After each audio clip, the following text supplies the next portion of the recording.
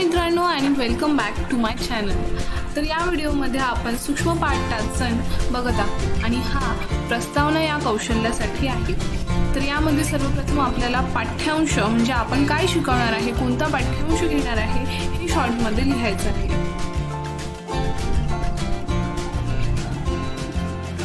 नंतर शैक्षणिक अनुभूतीमध्ये शिक्षक काय कृती करत आहेत, तसेच करस्पॉन्डिंग विद्यार्थी काय कृती करत आहेत हे आपल्याला तिथे लिहायचं आहे। आणि सोबतच शिक्षकांच्या कृतीमधून किंवा विद्यार्थ्यांच्या कृतीमधून त्या कौशल्याशी रिलेटेड कोणते उपकौशल्य वापरले गेले आहे हे सुद्धा आपल्याला तिथे नमूद करायचे आहे।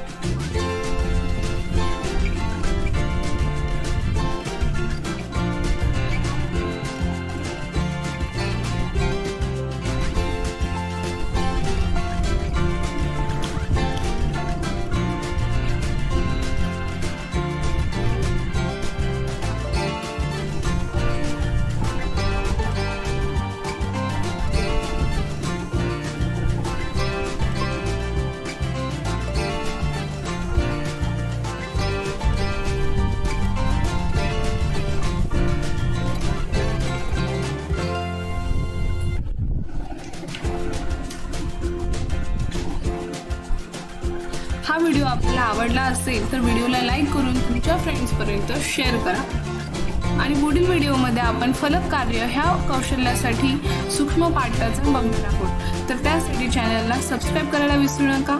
Thanks for watching.